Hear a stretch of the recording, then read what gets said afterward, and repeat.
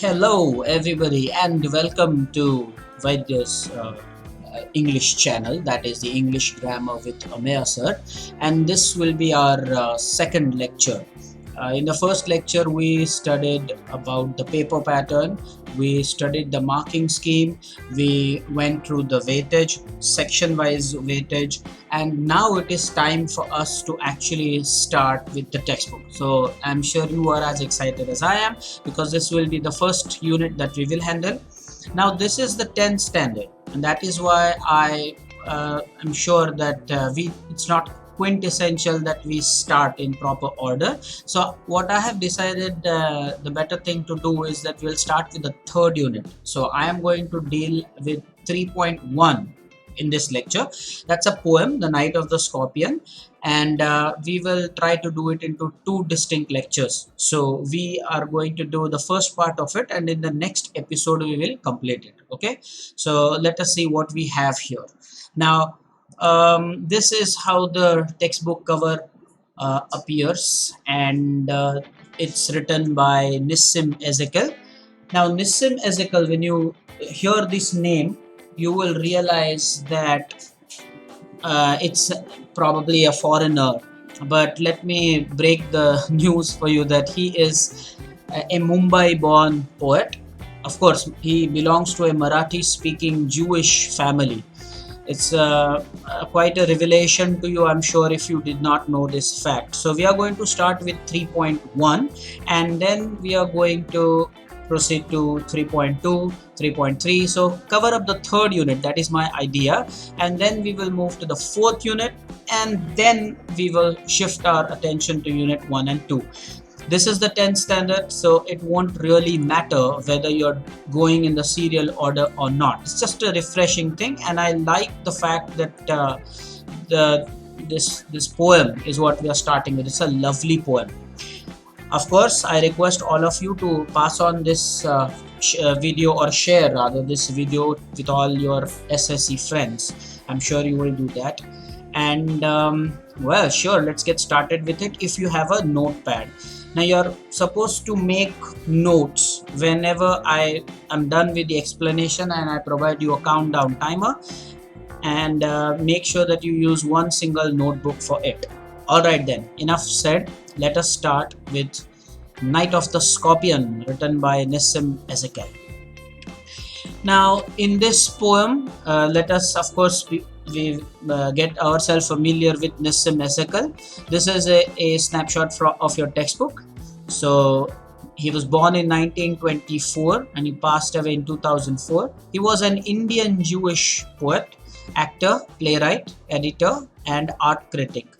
He was a foundational figure in post-colonial India's literary history, specifically for Indian writings of a wider range. The poem depicts the selfless love of a mother who is stung by a scorpion. Guys, this is one of my favorite lines actually. That this poem, this is something that I really like about this. It expresses the selfless love of a mother who is stung by a scorpion. So how is the love of the mother? The mother's love is selfless. I really actually love this part. It's very important, guys. So just remember this line, come in handy. Okay, now what else? This is Nissim Ezekiel. This is the photo I got from Wikipedia, and he was from a Marathi speaking Jewish community. I think I've revealed that already. And the word Nissim means limitless, so you have to understand this. The word Nissim is a typical Sanskrit word. Okay, Nissim. He was awarded the Sahitya Akademi Award in 1983 for his poetry collection, Latter Day Psalms. Remember, this is Latter Day Psalms. The P is silent here, just like you have it silent in the word psychology, okay, or psychiatrist or something like that. Now, later he was honored with the Padma Shri Award as well in 1988. Now, this is a very important point in this PPT, that you know that he was awarded first with the Sahitya Akademi Award and later the Padma Shri as well. Now, if you have never seen the trophy, this is how the Sahitya Academy trophy looks like. So it is really a significant achievement, and of course this is the Padma Shri. It's a great honor, one of the highest civilian honors. One of the, not the highest, but one of the. It's a great honor.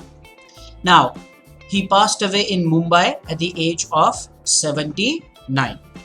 Now, what is his style of writing? He uses satire to ridicule the human follies due to lack of education and scientific approach. Now, this is again something that you have to keep in mind, because these such lines will add to what you can write in explanation of the tone of the poem or the style of writing, something like this. So he uses satire to ridicule, make fun of the human follies, mistakes due to lack of education and lack of scientific approach. So this is the typical way Nissim Ezekiel writes. Very, very important. And now I'm sure that you have your notepad ready, as we agreed, and I'm going to give you only, let's say, 2 minutes. I'm going to offer 2 minutes for you to just copy everything that you see on this particular PPT or this slide. So here I'll start your timer now, and use 2 minutes. The time starts now. So you will see at the bottom the time is already started. I'm going to wait just 2 minutes for you to jot down everything that you see here, because making notes is very important. Students keep talking about taking screenshots, but let me assure you that making notes is important. Of course, if it is very lengthy, something that is more than 4 to 5 minutes, then it is okay to take a screenshot and maybe write it down later. But then when it is just 2 or 3 minutes, it's better jot it down immediately. So this is very important that you make proper notes. You can have your textbook also handy. I'm sure that will help. The things to write down are the ones that are highlighted, especially those points. In the introduction, do write down, the poem depicts the selfless love of a mother. I really think that is a very apt description of the character in this poem. Mention that Nissim means limitless. It's a typical word in Sanskrit. It's a Marathi speaking Jewish person. Latter Day Psalms. This is a famous collection. That's it. Now you have 25 more seconds. He passed away in 79, and also write down the style of writing. He uses satire to ridicule the human follies due to lack of education and scientific approach. So he makes fun. He tries to bring out the ridiculous approach people take due to lack of education or scientific approach. Okay, your time is up, and I'm sure that you're done with this and you have made proper notes. If in case, every time I have to say this, that if in case you miss it, this particular video is always there on my channel. You can again revisit it and watch it as many times as you want. In fact, that will only help. So let us proceed to the next. I think now it is better that we start with the poem. The introduction is done, and about the poem. So what is this poem about? Some theoretic part before we actually open up the textbook. This poem is an example of a free verse. It has neither, and that is the meaning of free verse, it has neither a proper rhyme scheme nor a definite rhythm. So such a style of poem is known as a free verse. The poem depicts the selfless love of a mother who is stung by a scorpion. The tone of the poem is satirical but emotional. Okay, so this is the adjective form of the word satire that we saw in the last slide. The poem is also a good example of enjambment. Now this is a very important word, guys. Enjambment, also spelled as enjambment without the E. I want you to make proper note of this when I give you time, not right away.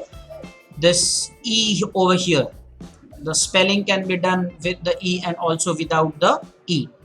Now, the meaning of enjambment is the continuation of a sentence without a pause beyond the end of a line, couplet, or stanza. So I will eventually go ahead and tell you what it actually means when we start the the explanation of the poem. But for the moment, just remember that this is what enjambment means: the continuation of a sentence without a pause beyond the end of a line, couplet, or stanza. So it's not necessary that the line ends with a full stop or that it gives complete meaning. It trickles down to the next line for the meaning to be complete.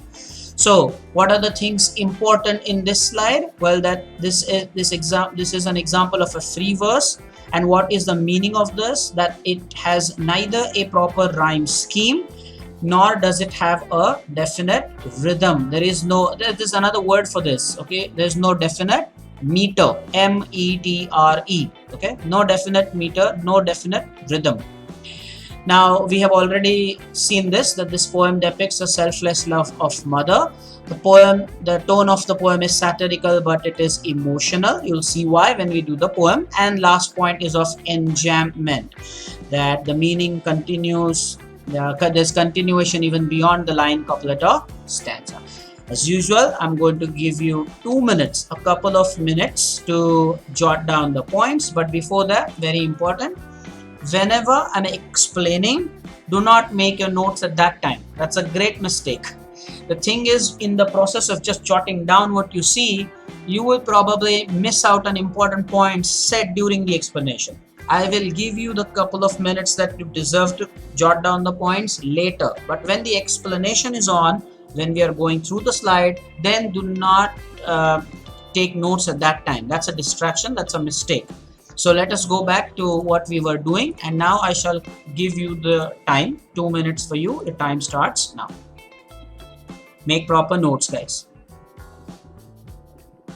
So you will learn what this more about this poem. We are going to start with the poem in the next slide, but just before that, more about this poem, because remember, you have 5 marks of critical appreciation and there are poetical device questions. Enjambment is something new for you, so please also write down the alternative spelling I have offered. It is done with the E, it is done without the E, as I've shown in the slide. Something new. And since the word enjambment is new, you better write down what it means. The continuation of a sentence without a pause beyond the end of a line, couplet, or stanza. Couplet are 2 lines. Set of 2 lines. If you remember, in 9th standard you studied this poem Tansen. It was a very good example of how the couplet kind of arrangement is. Okay, another 40 seconds odd before we proceed. Make proper notes.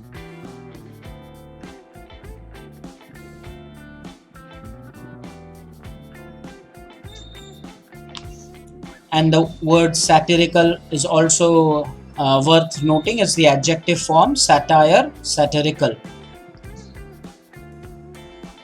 Okay, last 15 odd seconds.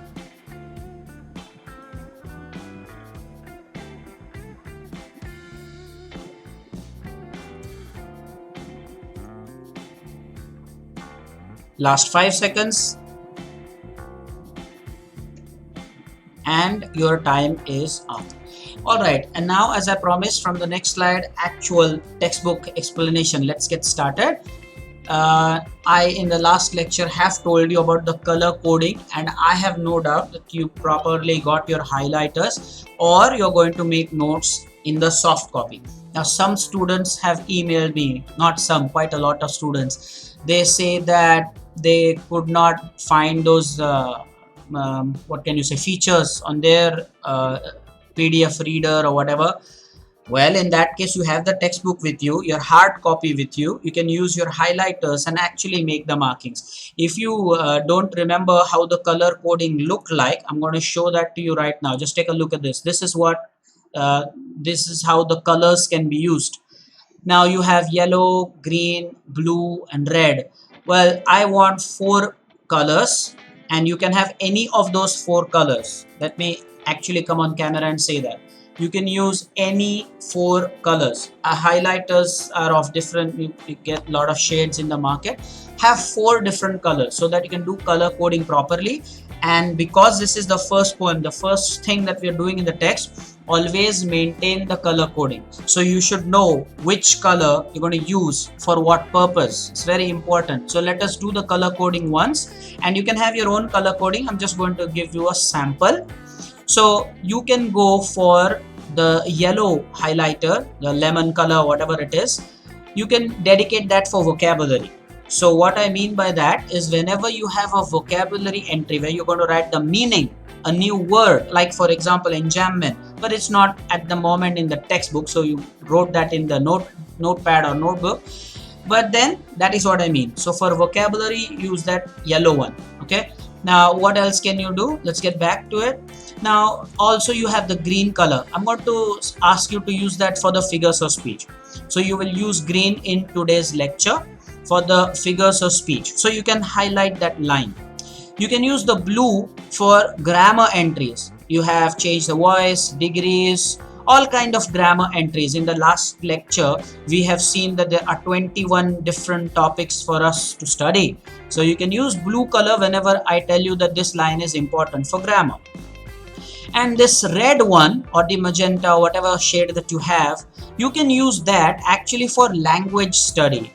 Something related to language, or something related to the writer, the poet, something like that, which is not a part of grammar, which is not vocabulary, which is not a figures of speech. So you can use that as a reserve color. So I hope sincerely that you've understood the uses of the four different colors, and always be particular about what color to use and for what purposes. Okay, and now let us dive into the poem. Again, when I'm explaining, don't make notes. I will give you time at the end of the explanation. So here it is, the poem now for you. This was the slide that we studied. And now for the poem. So let's start with the first four lines. I'll read them. I remember the night my mother was stung by a scorpion. 10 hours of steady rain had driven him to crawl beneath a sack of rice. Now these four lines itself are enough to get the explanation done as to what is enjambment. Now you will see me in the corner here. Now the point is that I told you enjambment is something where the line gets continued on to the next line. It doesn't end there at the end of the line or the couplet. So look at this part. 10 hours. Now you tell me, can you just stop there at 10 hours? No, you will go on in continuation. 10 hours of steady rain. You will have to come down to the next line for it to make some sense. Have you understood what I am saying? You had to come to the next line. 10 hours. It cannot end there. It has to come to the next line. And the poem is full of such examples. But I'm happy that in the first four lines itself, we got to understand what is enjambment. So I'm sure you love that. So this is something new. Always keep that in mind. Let's go back to what we were studying. Let us get that explained. Okay. I remember the night my mother was stung by a scorpion. So unfortunately, my mother, that is poet's mother, the poet says she was stung, the past tense of sting. She was stung by a scorpion, and God forbid if any one of you has ever experienced it, you know how terrible it is. And why was the scorpion in the house, by the way? The poet says that 10 hours of steady rain had driven him to crawl beneath a sack of rice. Okay, so now the first thing is stung is the past tense, as I have clarified, and it remains to be the past participle as well. So sting, stung, and stung, the V1 and the V2 and the V3. What is the meaning of that? Wound, or I beg your pardon, it's not wound, it is wound with a sting. wound with a sting. So it can be very painful, as I've already asked if someone, one of you has experienced, God forbid, but it's really very painful. So that is stung. Now, crawl, what does that mean? It means move slowly along the ground. Okay, so the scorpion came crawling in and he took shelter beneath a sack of rice. Now, this is an important observation. The poet has used the pronoun him and not it, since the scorpion is the main component in the incident. This is a very important thing, that the scorpion is the main component in this poem. He's a main character almost. The poem revolves. So that's why, although the poet could have used it, the poet has chosen to use him, the pronoun assigned to the scorpion. It's a important observation to make. Okay, so now I'm going to give you some time to make notes. After I'm done with this, there is an explanation for figures of speech. My mother is alliteration for the sound M, that is repeated for a better poetic effect. Now, before I start your timer, I really want to come on cam to tell you an important thing. When it comes to figures of speech, I have noticed that the students are very careless about it. They think that they've heard and that they would be able to write it. No. When they ask you the figures of speech, it is expected that you write down the correct name and that you also write the complete and proper explanation. Very important. Then you deserve the full marks. So getting the spelling right is very important, and the explanation. Okay, so let us get back to what we were studying. I think we've completed the explanation of the entire slide. So I'm going to start the timer. You can start making notes. Your 2 minutes start now. So make good notes. There is quite an important note observation here about him, the pronoun. Now there are two things you can do in these 2 minutes. First is that you copy all the notes in your notepad, and if you want to use your textbook, then of course you can make the notes in your textbook, but also start using the highlighter in a way that I have told you. So please make sure that your notes are up to date. So by the end of the year, the entire textbook would have sufficient notes when you want to prepare for your finals.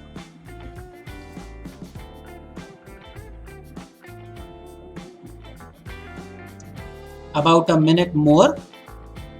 Please write down properly. It's not a speed contest. I'm going to start after a minute.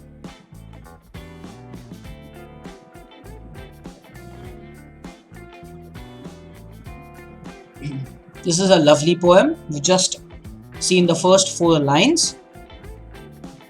And remember that there was this explanation of enjambment that I told. 10 hours of steady rain. It trickled to the next line. Very important. I underlined it with red ink. Half a minute more.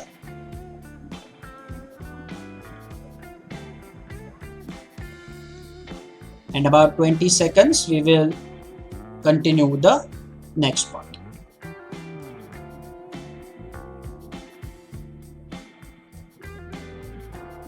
Use your highlighters properly.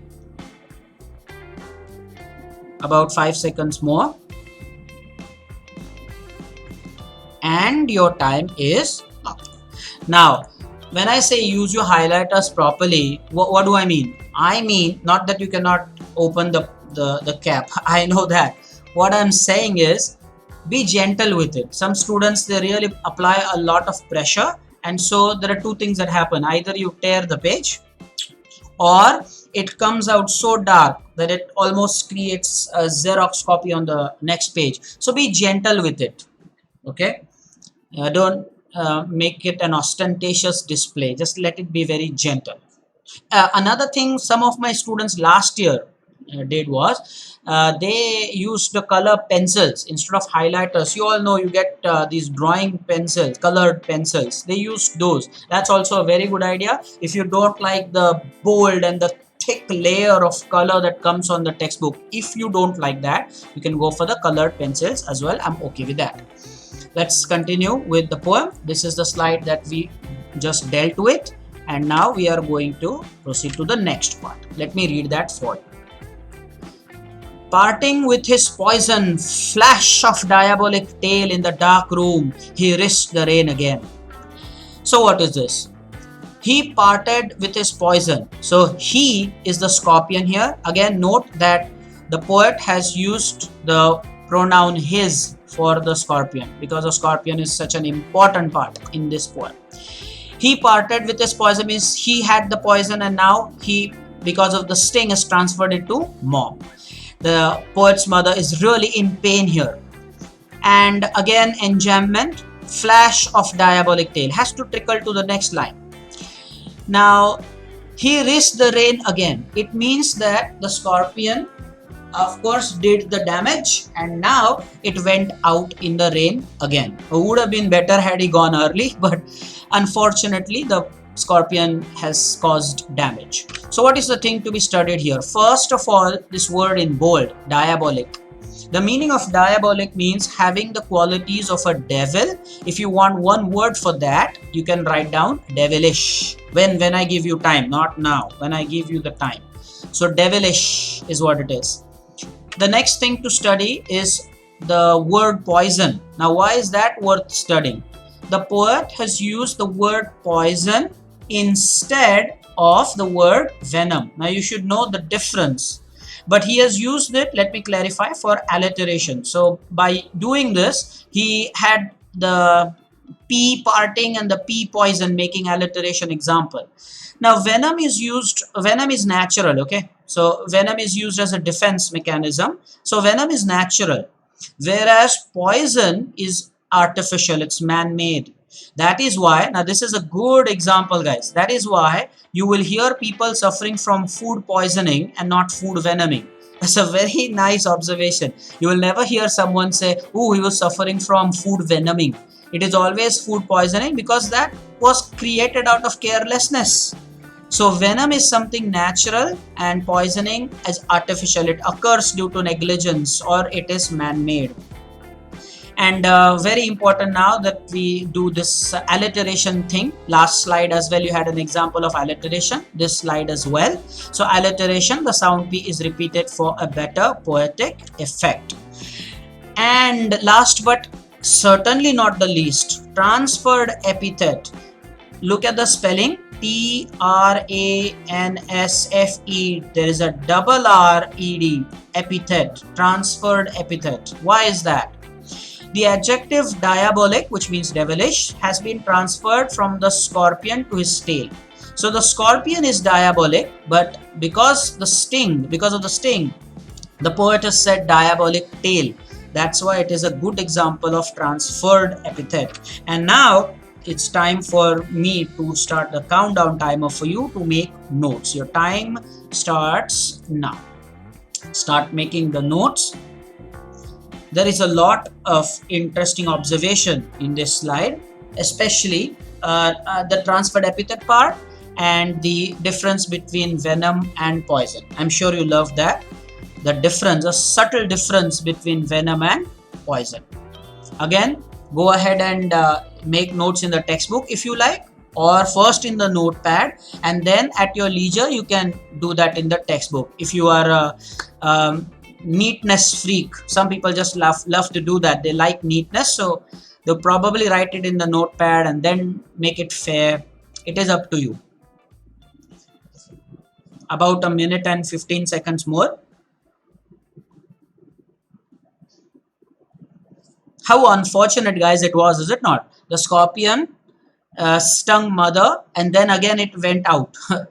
Earlier it took shelter beneath the sack of rice. Should have left earlier, but no. So we are now down to last 50 seconds.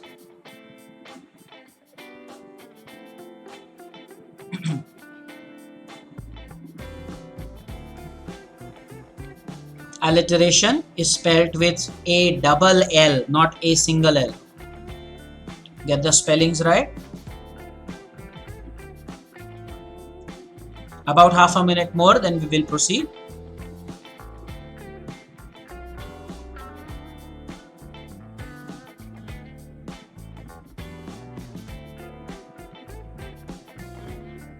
The spelling of transferred epithet, I have used the red ink to highlight that this double R, epithet is E-P-I-T-H-E-T. Make proper notes. If you write the correct spelling, you have every chance to get full marks. Correct spelling and correct explanation. Alright then, your time is up and I'm sure you've made your notes. Let us now go back to what we were doing and proceed to the next. Let me read that out for you. The peasants came like swarms of flies and buzzed the name of God 100 times to paralyze the evil one. This could also be an example of enjambment. The name of God 100 times to paralyze the evil one. Now you will notice that the peasants are compared here with the swarms of flies. I'm sure that we are going to make note of the figures of speech there. But first of all, let me tell you, swarm is a collective noun. So swarms of flies here is not actually literally swarms of flies. Here it stands for a dense group of people. Peasants, I'm sure you've done this a lot in history, guys. No doubt about it. Peasants are poor agricultural laborers. They work in farms and fields. Buzzed, the meaning of that is a low humming sound. The peasants, what did they do? They buzzed the name of God 100 times. Paralyze, line in the word in bold, it means to stop an activity. So you might have heard of people suffering from paralysis. So paralyze is to stop an activity. Here we are talking about stopping the activity of the evil one, the scorpion here. Notice, worth noticing is that the G is capital because the G in God is a reference to the Almighty. That is why you have capital G. And I might like to add here that so is this E in evil. It is capital. Anything that is related to God, bad or good, a God or demon, it's always capital. That's why even E in evil is capital. Now the figures of speech that we were talking about, like swarms of flies. So this is simile. I think we're doing this for the very first time. Now it is here for some reason that students go wrong. They write the spelling of simile as S-I-M-I-L-I-E. That is not the case. Simile is spelled with S-I-M-I-L-E.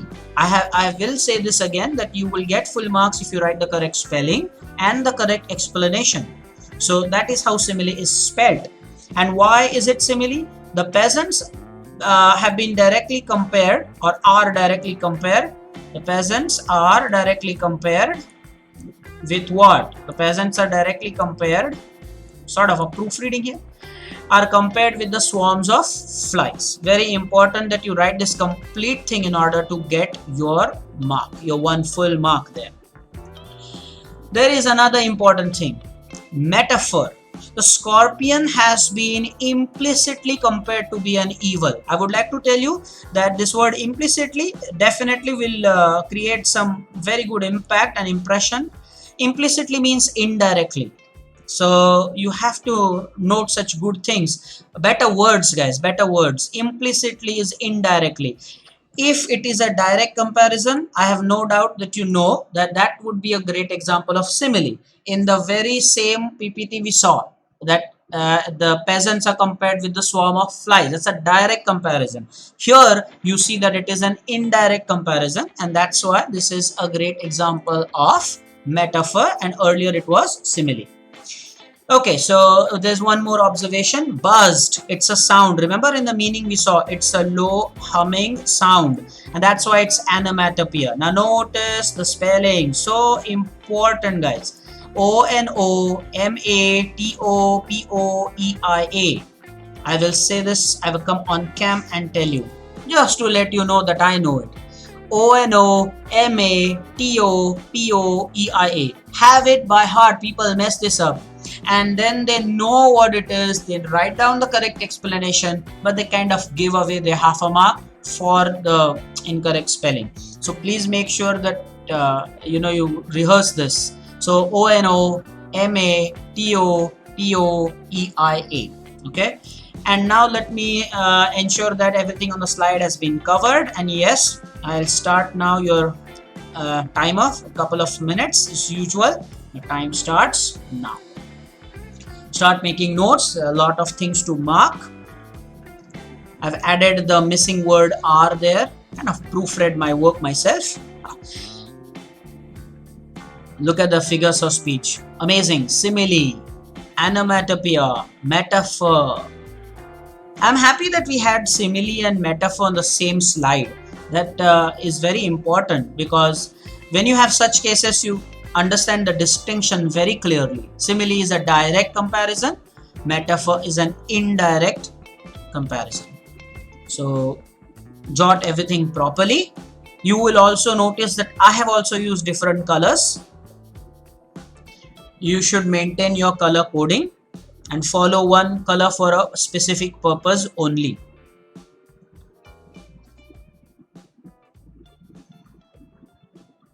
About a minute more.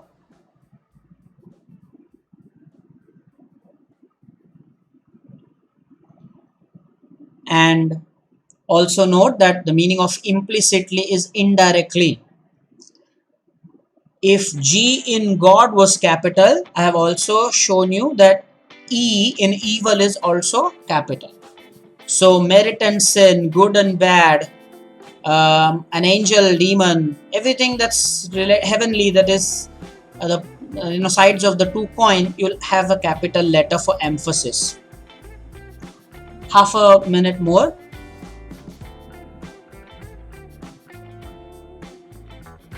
Very interesting poem. Lot of interesting parts coming up. We'll start in about 15 seconds now. We'll proceed.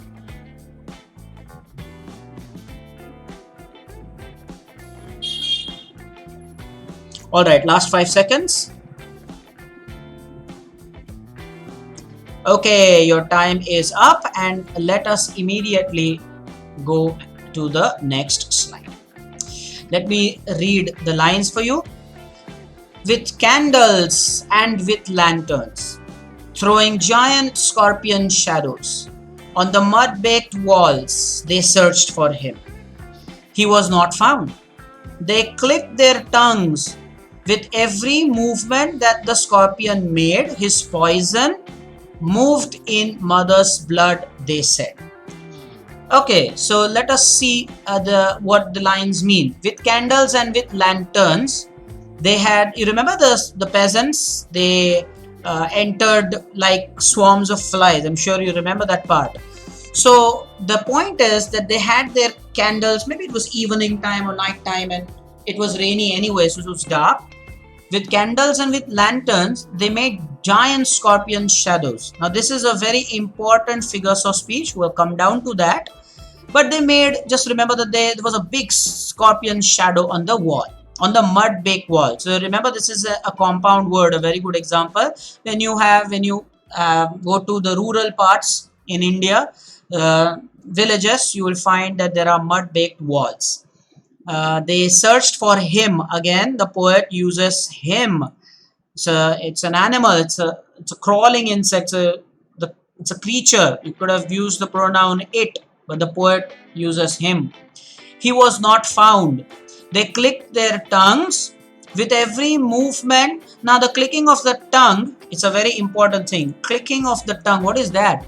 Clicking of the tongue is making the deprecating sound, suggesting no. So like something like that. Okay, so that kind of clicking their tongue or something like that to express worry or negation is clicking of the tongue, or making that negative or denial kind of a sound. And I am sure that you've realized that because it's a sound, it is a figures of speech coming up.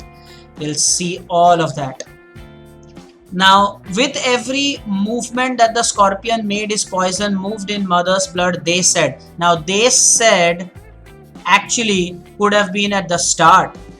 The entire line has been covered. With every movement that the scorpion made, his poison moved in mother's blood, comma, they said. So clearly they said could have initiated the sentence. It has come at the end. Now, they said means the peasants. Again, you will observe that the poet has used the word poison. Very important. He has used poison. Poet could have used venom, but he's chosen the word poison to make alliteration time and again.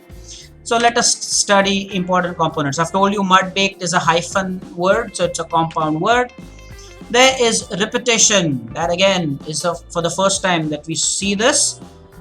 The spelling of repetition. Wow, how many times have I noticed students going wrong with that? It is R-E-P-E-T-I-T-I-O-N. There is no A in the spelling. The spelling of repeat, you have A. R-E-P-E-A-T-E. When it becomes repetition, you do not have the A. Let's do it one more time and fit this. Okay, R-E-P-E-T-I-T-I-O-N. Very important, because I've said this, it's a very unfortunate thing that you know the answer, you think you've written it correctly, but then the incorrect spelling plunders that half a mark from you. Don't let that happen. It's a great talent if you lose marks when you know the answer. I can understand when students lose marks when they don't know the answer. But when you know the answer and then you end up losing marks, it's amazing. Don't inculcate that talent or art in you. I am not a big fan of that. So repetition it is. Let's go back to the slide. So it is repetition. The word with is repeated for a better poetic effect. With candles and with lanterns. What else? Throwing giant scorpion shadows. This is the most important part on this slide. The figures of speech here is pun. This is such an important component of this. Let me explain. Now, giant scorpion shadows. What's that? Here, there are two implications. Okay, it can mean either. I've mentioned that as point A, that it was indeed a magnified shadow of the scorpion on the wall. Now you would have to visit the textbook to see what I mean. In the textbook, you would have a giant scorpion shadow. At the end of the poem, you can go ahead and see. Or if you've seen the particular part of the movie Ant-Man, where the father bids goodbye to his daughter, and he is right in front of the lamp, and so he has this projected shadow. So it could either mean the magnified shadow of the scorpion on the wall, or it could mean that the peasants who were there, actually they together made a big shadow like a scorpion, and they too were as dangerous as the scorpion because they didn't have a scientific approach. They did not know what to do. They were just trying things that they know, but that was not necessarily the best approach to take. So that is why it is pun. So basically, I will put it in a nutshell. Let me come on camera for that. What I mean is, whenever something has got two or more implication of what it could mean, it is pun. I will start with an example.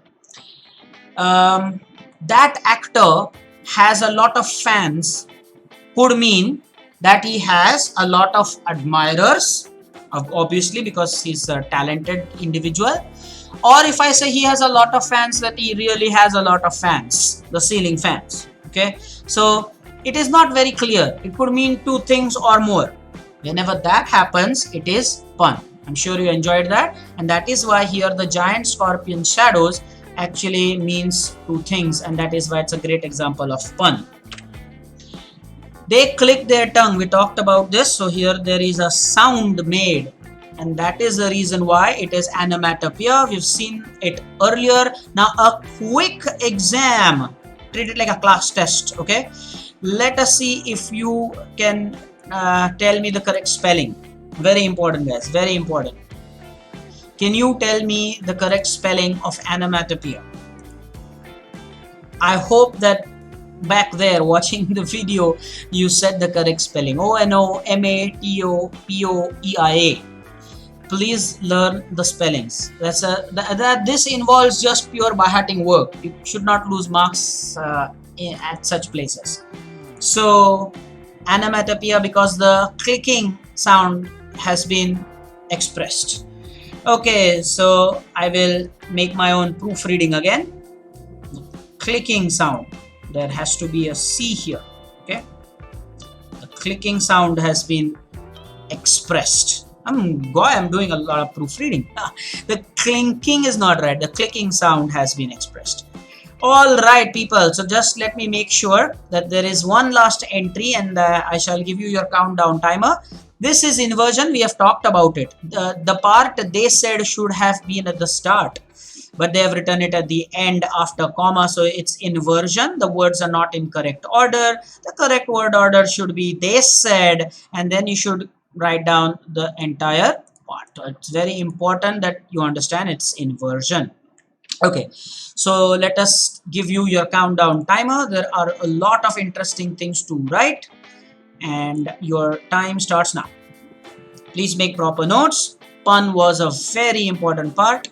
I've already corrected the clicking spelling, and also please note that there was a compound word here, mud baked.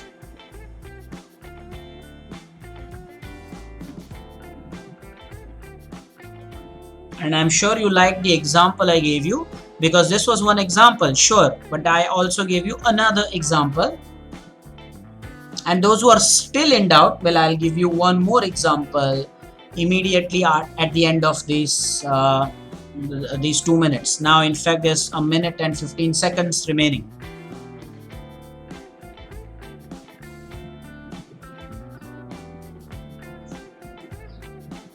This is the right time to again remind you that those friends of yours who are also stuck up in their houses because of the lockdown or the corona situation, or any other reason that you wish that this should reach them, please share the video and make sure that those SSC students also get this, so that they will also learn this poem quite effectively. Of course, if you like it, very important. Half a minute more, about 30 seconds. Get the spellings right, guys. If you write down incorrectly, well, you are going to read the same notes for the entire year, so you better jot down. That is the importance why I'm giving you the time and why you should use the allotted time. Please don't go wrong here. The tendency is just to then by heart whatever is written there. So if you've written incorrectly, well, you by heart something incorrect. That's not what we want. And your time is up, and we will now immediately proceed to the next. Now, what is in the next slide for us? All right. So this is quite handful to read, so let me take my own time, own sweet time to read this. May he sit still. Again, he is a scorpion here. May he sit still, they said. May the sins of your previous births. Again, can you stop here? No, it has to come down to the next sentence or next line. May the sins of your previous birth be burnt away tonight, they said. Again, they said would have been at the start somewhere here. Okay, so this is again an example of enjambment. May your suffering decrease the misfortunes of your next birth, they said. Yet another example. May the sum of all evil balanced in this unreal world against the sum of good become diminished by your pain.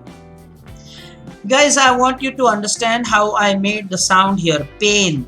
Now there is a difference between the words, the difference in pronunciation if you were to say pen and pain.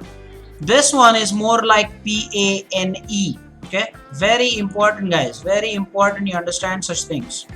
So pain and pain, but this one is just pen. Very important. Okay, pen. Let us see what all there is to study here. First of all, you will notice that the poet has used the word may quite a lot of time to introduce his lines. So may he sit still, may the sins, may your sufferings, may the sum. So these are all prayers by the peasants. And because there's an identical start, such a thing is called anaphora. Very important. If you did not know this, well, there's something definitely new that you're studying. Anaphora. So why is it anaphora? Is because the poet has used the same start to introduce many lines. Okay, so the word may has been used to introduce many lines.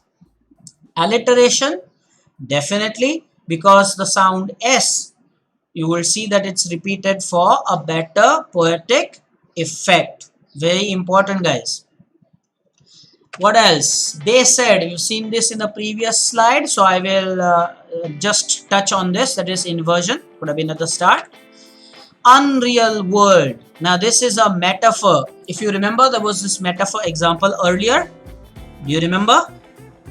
Of course you do. It was a metaphor used to when the scorpion was implicitly compared to be the evil one. There you had this metaphor, and now again here it is metaphor because the world is implicitly compared to be unreal. I will say this once again, that the word implicitly means indirectly. Better word to use than just to say indirectly. Okay, so now I will start your timer. You will take 2 minutes to copy this. Your time starts. Anaphora is definitely a very good observation. You should make a note of such things. Anaphora, and that's how you pronounce it. You don't say anaphora, it's anaphora.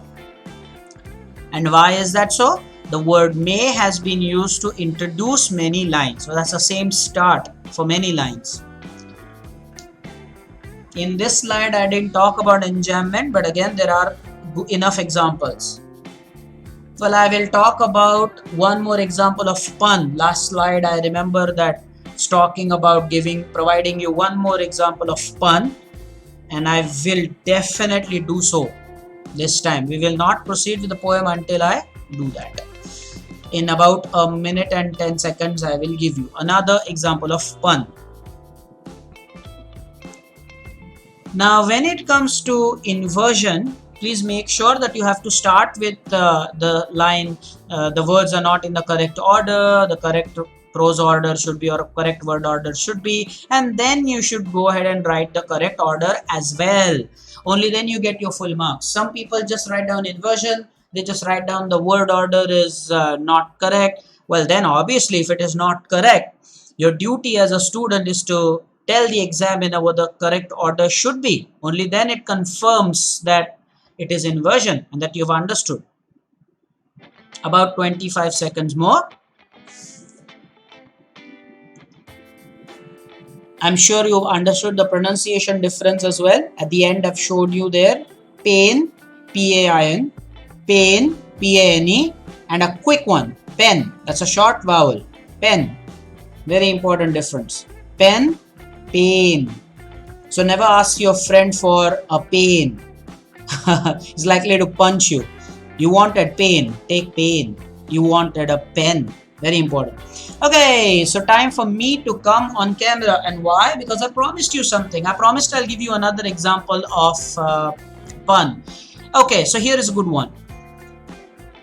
An ambassador is a person who lies abroad. I'm not saying all ambassadors are like that. Just an example. An ambassador is a person who lies abroad. Now, who lies abroad can mean that he stays abroad, who lies abroad, or he is a person who lies abroad, who speaks what is not the truth. So again, ambassador is a person that lies abroad. Here it can mean that ambassador is a person who stays abroad, who is located overseas, and also it could mean that he speaks lies. So that is a very good example of pun. And remember the difference, pen and pain. Don't ask your friend for pain when you actually were looking for a writing tool. You wanted a pen, not a pain. Okay, fine. Let's proceed. Let's go back. This is the slide that we were studying, and now we will go on to the next one. Now, what I have decided is that this is the slide after which we will stop the explanation for this episode or this lecture. We will definitely continue the next time because we want to keep the lectures around 1 hour. It's a very important thing. There is no reason for us to rush into things and do 2 hours at a stretch or something. This lecture should be there for an hour, and I'm happy to stop after this slide because we've dealt with enough content here. Anyway, let me read the lines for you. May the poison purify your flesh of desire. A good example of enjambment. Your flesh cannot just stop there. Purify your flesh of desire. Now it becomes meaningful. And your spirit of ambition, they said. And they sat around on the floor with my mother in the center, the peace of understanding on each face. Now, before we go to the figures of speech and everything, let me explain here what happened. The poet's mother was there right in the center. Everybody was trying to figure out in their own way what to do. Of course, they were not so effective. They did not exactly have a lot of scientific knowledge what to do. So they were trying to figure out what to do, and mother was right in the center, seated there. She was really in terrible pain and agony. Not in terrible pain, in a terrible pain, agony. And the peasants continued with their prayers like, may the poison purify your flesh. You will observe again that the poet has chosen the word poison and not venom, again because it makes perfect alliteration for poison and purify. We've seen that previously as well. That's why the poet has chosen the word poison over venom. Now, what else to study? Poison and purify is not just alliteration as we've just seen. Well, it is a great example of oxymoron. Now, why is it an oxymoron? Two contradictory words are placed next to each other. And I have no doubt that the moment I say oxymoron, this typical question that all the students have, and I know that has arisen in your minds, and I'm going to tackle that. And we will end the lecture only after I deal with that. So, what is the difference between antithesis? This is a very important point, guys. What is the difference between antithesis, oxymoron, and paradox? All these three things. So the confusion is there because the students at times feel that there are opposite words. So what is the clear distinction between antithesis, paradox, oxymoron? I'm sure you have faced this conundrum before. So I am going to explain that to you and you will enjoy thoroughly. Now you will understand there is a clear difference between the three, and let us now go to the PPT for getting the explanation. But the difference here, guys, is this. Yes, they show opposition or contradiction. But now look at this. Antithesis is when two words showing opposite meanings are used. That's it, as simple as that. So what is the example? They tried every curse and blessing, two opposite words. In fact, guys, this is the example of the same that you will find in this very poem. Okay, so that is plain and simple. Everybody understands that. It's antithesis, two opposite words. So what is oxymoron? Oxymoron is when two contradictory words are placed next to each other. Look at the example. It's very, very clear from the example. How is he? Well, he is regularly irregular. Fantastic, is it not? How is he? He is regularly irregular. It's a very great example. When words are opposite each other, contradictory words. I'm going to give you another example. I'm sure you know of the Hollywood blockbuster True Lies. What do you mean by that? True Lies. That is a great example of oxymoron. And regularly irregular. What a great example that is. So let us go back to understand the third one now. The third one that can confuse you is paradox. So what is paradox? Paradox is when two parts of the same sentence are opposite to each other. So the line contradicts what the line says in the first part. So look at this example. Though this is madness, so there is madness here, okay? Though this is madness, the next part is there is method. So come on, how can there be madness and yet there is method? The line is contradicting itself. So basically what I'm saying is that the line contradicts the first part. The second part contradicts the idea of the first part. That is when you can say that it is paradox. I'm going to give you another example so that it is pretty clear. India is a rich country. First part, India is a rich country with poor people, some say. So it's very clear that the line contradicts the first part. Another example, child is the father of man. Like, child is the father of man. Very important. So I'm sure that you've understood this. There's a clear distinction between the two, and it clarifies the doubt that the students have. I'm going to go back to the PPT and give you your couple of minutes, and then you can definitely wrap up this lecture. I will just probably take 2 minutes, just the final countdown of this slide for this episode. Of course, the poem is not over. We are going to continue. And after these 2 minutes, we will just recapitulate in about a minute. Recapitulate is the complete word. You often know that with the short form recap. The actual word is recapitulate. The world uses only the short form recap. The actual word is recapitulate. In this slide, I have no doubt that the explanation of the poem is one thing, but the clarification about the distinction between antithesis, oxymoron, and paradox is something that you would love, and that you must have loved, because it's a common doubt students have. Yes, it is opposite idea, opposite sentiment, but what exactly is the difference? So that's the difference. Only opposite words, antithesis. Two contradictory words placed right beside each other, that's oxymoron. And when the first part of the sentence is exactly opposite to how the sentence ends, well, that's paradoxical. About 40 seconds more. I'm very happy with the way this lecture has gone about. And also you have your first set of notes, because last lecture we studied the paper pattern and the section wise weightage of marks, but this was the first real lecture where we touched the content, the textbook. I'm sure you liked it. Yes, and now last 15 seconds before I conclude. Come on camera for that.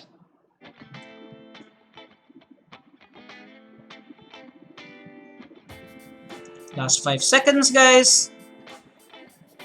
And your time is up. So what a lecture. This was wonderful. I'm happy to present these videos to you. Please give your feedback if you have liked it.